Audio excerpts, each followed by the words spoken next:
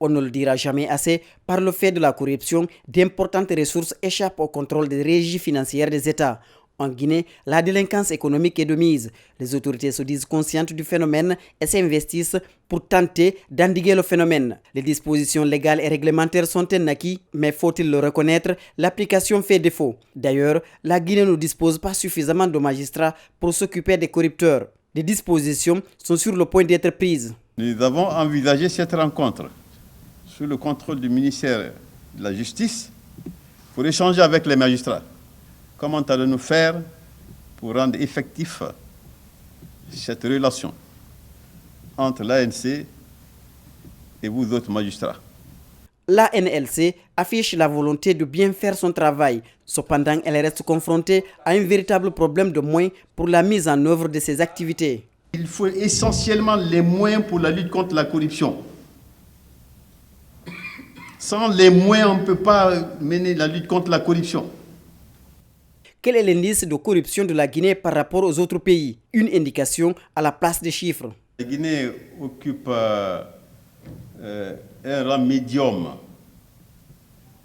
Nous ne sommes pas dans l'excellence et nous ne sommes pas également dans la mauvaise position. Nous sommes dans le processus du progrès. Nous progressons. Aux côtés du conférencier, l'ancien ministre des Gardes des Sceaux. La corruption est une infraction complexe. Ce n'est pas le vol, ce n'est pas l'escroquerie, ce n'est pas l'abus de confiance, qui sont des infractions matérielles. C'est une infraction formelle, c'est-à-dire où la preuve matérielle, on n'en a pas besoin. Il suffit que vous tendez une liasse d'1 million de francs à un agent pour dire « aide-moi à débloquer mon dossier », qu'il prenne ou qu'il ne prenne pas, l'infraction est constituée. Cette rencontre s'inscrit dans la mise en œuvre du sous-projet Centre d'innovation pédagogique pour l'autonomisation et l'employabilité des jeunes diplômés. Cette initiative basée à l'ISEG bénéficie d'une subvention du projet Booster les compétences des jeunes à travers le fonds compétitif. Il permet à 1500 jeunes diplômés d'être dotés en compétences professionnelles dans le domaine de l'enseignement secondaire et de la gestion des établissements de ce cycle. Lors de cet atelier, plusieurs modules seront développés. Nous avons 11 modules à valider. Premièrement, la création, technique de création et de recherche d'emploi, ce qui est extrêmement important pour les jeunes diplômés. Deuxièmement, nous avons l'anglais professionnel. Nous avons le management qui est extrêmement important pour celui qui gère les écoles. Et nous avons aussi l'aspect pédagogique et l'aspect psychologique qui sont des éléments carrefour dans la formation des enseignants.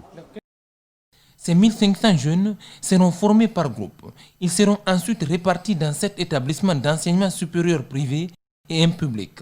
Ce, en vue de relever le taux d'insertion socio-professionnelle des jeunes. Déjà sur le terrain, des activités ont été réalisées, parmi lesquelles la réhabilitation des locaux devant abriter le sous-projet, la mise à disposition du mobilier et de l'équipement informatique et multimédia,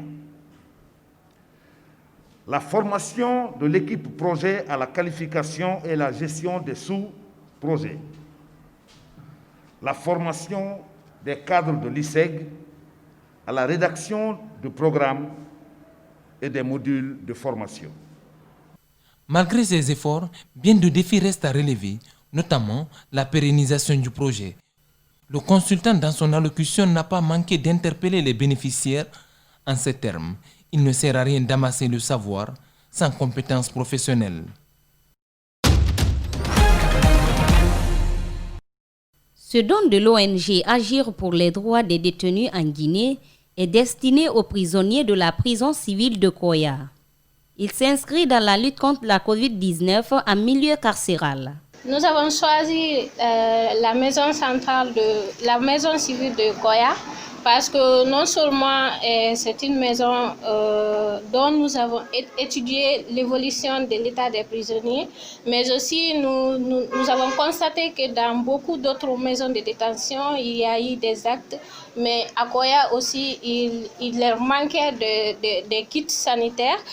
Le régisseur de cette prison civile salue le combat et l'expression de la fraternité de l'organisation à l'attention des détenus. Il promet d'en faire bon usage. C'est un acte purement humanitaire. On vous remercie, on remercie l'ONG. C'est des personnes qui sont avec nous, ils ont leurs droits. Donc, le fait que apporter tout cet équipement pour renforcer l'hygiène et l'amélioration des conditions de détention, ça nous va droit au cœur.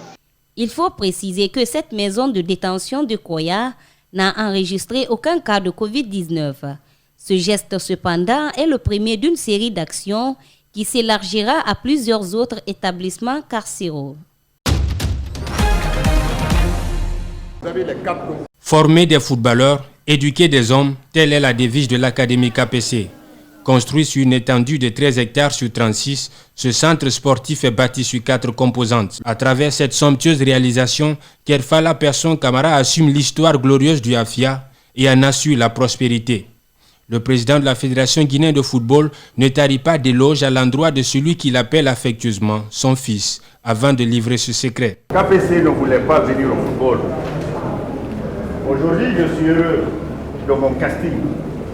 Parce que je l'ai suivi pendant 3 ans pour le convaincre de venir dans le football. C'est moi qui l'ai amené dans le football. Et s'il fait tel investissement,